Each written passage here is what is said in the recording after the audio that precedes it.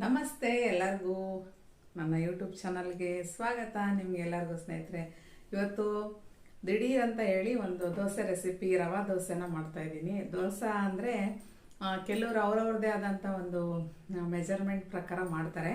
ಇದು ದಿಢೀರ್ ದೋಸೆ ಅಂದರೆ ನಾವು ಯಾವುದಾದ್ರೂ ಊರಿಗೆ ಹೋದಾಗ ನಮಗೆ ಮನೇಲಿ ಅಡುಗೆ ಮಾಡಿರಲ್ಲ, ಅವಾಗ ಚಟ್ನಿ ಪುಡಿಗಳಿರುತ್ತೆ, ಉಪ್ಪಿನಕಾಯಿ ಇರುತ್ತೆ, ಖಾರದ ಚಟ್ನಿಗಳಿರುತ್ತೆ ಮನೇಲಿ, ಅದ್ರ ಜೊತೆ ತಿನ್ಬೋದು. ಸ್ನೇಹಿತರೆ, ಇದು ನಾನು ಹೇಳಿದ್ನಲ್ವ ದಿಢೀರ್ ದೋಸೆ, ಇದು ಕೇವಲ ಒಂದು 10 ನಿಮಿಷ, ಕಾಲು ಗಂಟೆ ಒಳಗೆ ನಮಗೆ ರೆಡಿ ಆಗುತ್ತೆ. ಈ ದೋಸೆ ನಾನು ಇವತ್ತು ಮಾಡೋಕ್ಕೆ ಏನೇನು ಯೂಸ್ ಮಾಡ್ತಾಯಿದ್ದೀನಿ ಸಾಮಗ್ರಿಗಳನ್ನು ಅಂತ ಹೇಳ್ತೀನಿ. ಮುಂದೆ ನಿಮಗೆ ನಾನು ತೋರಿಸ್ತಾ ಹೋಗ್ತೀನಿ. ಇನ್ನೊಂದು, ಇದಕ್ಕೆ ನಾವು ಡಯಟ್ ಮಾಡೋರಿಗೂ ಸಹ ಇದನ್ನ ನಾವು ಕೊಡ್ಬೋದು, ಶುಗರ್ ಪೇಷಂಟ್ಸಿಗೂ ಕೊಡ್ಬೋದು.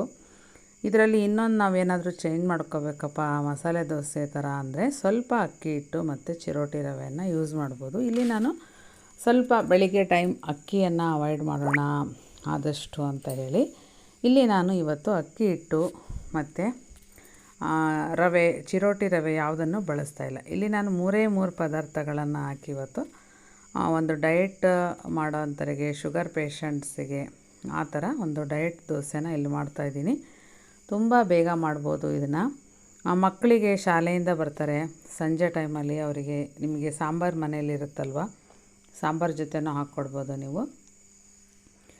ಬೇಗ ಮಕ್ಕಳಿಗೆ ಬೆಳಿಗ್ಗೆ ಚಟ್ನಿ ಜೊತೆ ಮಾಡಿಕೊಡ್ಬೋದು.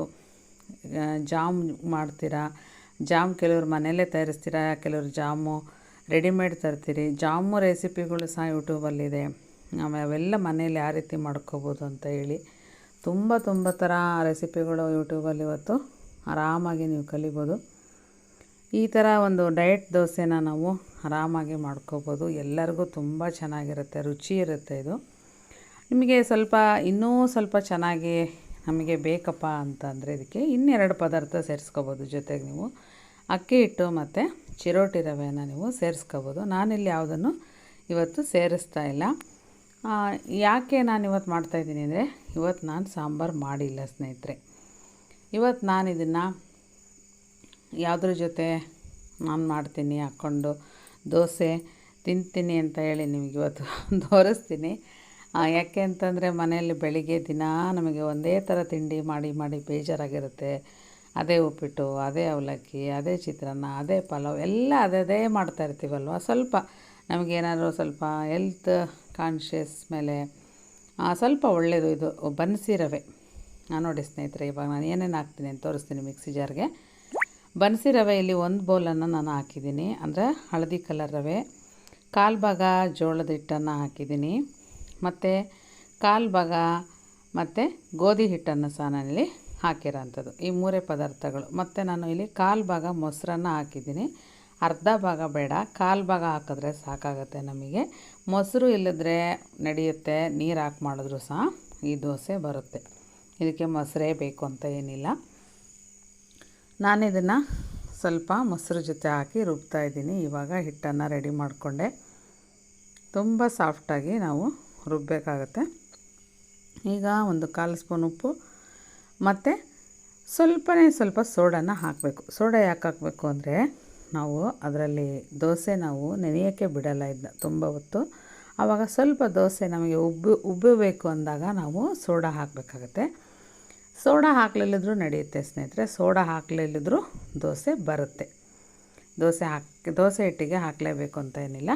ನೀರು ಬೇಕಾದರೆ ನಿಮ್ಮ ಒಂದು ಪ್ರಮಾಣಕ್ಕೆ ತಕ್ಕಂಗೆ ನೀವು ಹಾಕ್ಕೋಬೇಕು. ಸ್ವಲ್ಪ ಗಟ್ಟಿನೇ ಇರಲಿ. 15 ನಿಮಿಷ ಬಿಟ್ಟ ನಂತರ ನಾನಿಲ್ಲಿ ಈಗ ಸ್ವಲ್ಪ ರೆಸ್ಟಿಗೆ ಬಿಡಬೇಕು 15 ನಿಮಿಷ ಇದನ್ನ.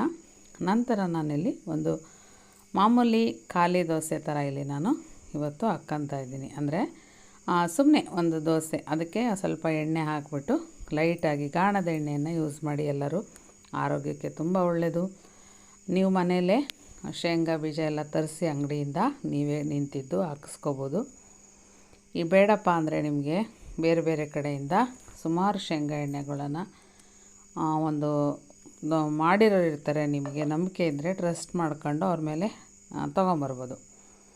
ಇಲ್ಲಿ ಸ್ನೇಹಿತರೆ, ನಾನು ಇನ್ನೊಂದು ಥರ ಒಂದು ದೋಸೆ ಪ್ಲೈನ್ ದೋಸೆ ಮಾಡಿಕೊಂಡೆ. ಈಗ ಮತ್ತೆ ಬೇರೆ ಥರ ದೋಸೆ ಹಾಕ್ಕೊಳ್ಳೋಣ ಇವತ್ತು ಅಂತ ಹೇಳಿ ಈಗ ಇನ್ನೊಂದು ಥರ ದೋಸೆ ಹಾಕ್ತಿದ್ದೀನಿ. ಇದು ಸ್ವಲ್ಪ ದೊಡ್ಡ ಸೈಜ್ ಮಾಡ್ತಾಯಿದ್ದೀನಿ. ಆಗಲೇ ಸ್ವಲ್ಪ ಸಣ್ಣ ಸೈಜ್ ಹಾಕಿದ್ದೆ, ಈಗ ಸ್ವಲ್ಪ ದೊಡ್ಡ ಸೈಜಲ್ಲಿ ನಾನಿಲ್ಲಿ ಮಾಡ್ತಾಯಿದ್ದೀನಿ ಸ್ನೇಹಿತರೆ. ಈಗ ನಾನು ಸ್ವಲ್ಪ ಗಾಣದ ಎಣ್ಣೆನ ಇಲ್ಲಿ ಹಾಕಿದ್ದೀನಿ. ಗಾಣದ ಎಣ್ಣೆ ಎಲ್ಲರಿಗೂ ಆರೋಗ್ಯಕ್ಕೆ ತುಂಬ ಒಳ್ಳೆಯದು. ಮನೆಯಲ್ಲಿ ನಾವು ಈ ರಿಫೈನ್ಡ್ ಆಯಿಲ್ಗಳನ್ನು ನಾವು ಒಂದು ಅರ್ಧ ಲೋಟ ಬೇಕು ಅಂದರೆ ಗಾಣದ ಎಣ್ಣೆ ಒಂದು 4 ಸ್ಪೂನು 3 ಸ್ಪೂನಲ್ಲೇ ನಿಮಗೆ ತುಂಬ ಒಂದು ರುಚಿ ಕೊಡುತ್ತೆ ಹಾಕಿದ್ರೆ. ರಿಫೈನ್ಡ್ ಆಯಿಲ್ಗಳು ಆದಷ್ಟು ಬಿಟ್ಟರೆ ಒಳ್ಳೆಯದು. ಈಗ ನಾನು ಸ್ನೇಹಿತರೆ ಈಗ ಶೇಂಗಾ ಚಟ್ನಿ ಪುಡಿ ಮನೆಯಲ್ಲೇ ಮಾಡಿರ್ತಕ್ಕಂಥ ಶೇಂಗಾ ಚಟ್ನಿ ಪುಡಿಯನ್ನು ಹಾಕಿದ್ದೀನಿ. ಈಗ ನಾನು ಮನೆಯಲ್ಲೇ ಮಾಡಿಕೊಂಡಂಥ ತುಪ್ಪನೂ ಸಹ ಇಲ್ಲಿ ಹಾಕ್ತಾಯಿದ್ದೀನಿ. ಗಾಣದ ಎಣ್ಣೆ ನಾನಿಲ್ಲಿ ಒಂದು 1/4 ಚಮಚ ಅಷ್ಟೇ ಯೂಸ್ ಮಾಡಿರೋದು ದೋಸೆ ಒಂದು ಹಾಕಲಿಕ್ಕೆ. ಕೊನೆಯಲ್ಲಿ ನಾನು ಹೇಳ್ತಾಯಿದ್ದೀನಿ, ಈ ಕಡೆ ಕೊನೆಯಲ್ಲಿ ನಾನು ಶೇಂಗಾ ಚಟ್ನಿ ಪುಡಿ ಮತ್ತು ತುಪ್ಪನ ಒಂದು ರೌಂಡ್ ಹಾಕ್ಕೊಂಡಿದ್ದೀನಿ. ಜಾಸ್ತಿ ಇಲ್ಲಿ ನಾವು ಫ್ರೈ ಮಾಡಬಾರ್ದು ತುಪ್ಪ ಹಾಕಿದ್ಮೇಲೆ, ಶೇಂಗಾ ಚಟ್ನಿ ಪುಡಿ ಹಾಕಿದ್ಮೇಲೆ. ಈಗ ನಾನು ಮನೇಲಿ ಒಂದು ಕೆಂಪು ಚಟ್ನಿನ ಹಾಕ್ತಾಯಿದ್ದೀನಿ ತುಪ್ಪದ ಜೊತೆ. ವಿಡಿಯೋ ನೀವೆಲ್ಲ ನೋಡಿದ್ದೀರಾ ಅಂತ ನನ್ನ ಭಾವನೆ. ನಿಮ್ಮ ಅಮೂಲ್ಯವಾದ ಸಮಯ ಕೊಟ್ಟು ನನ್ನ ವಿಡಿಯೋ ನೋಡಿದ್ದಕ್ಕೆ ಧನ್ಯವಾದಗಳನ್ನು ತಿಳಿಸ್ತೀನಿ. ಹೊಸಬ್ರು ಯಾರಾದರೂ ಬಂದಿದ್ದರೆ ನನ್ನ ಯೂಟ್ಯೂಬ್ ಚಾನಲ್ಗೆ ಲೈಕ್ ಸಬ್ಸ್ಕ್ರೈಬನ್ನು ಮಾಡ್ಕೊಳ್ಳಿ ಸ್ನೇಹಿತರೆ.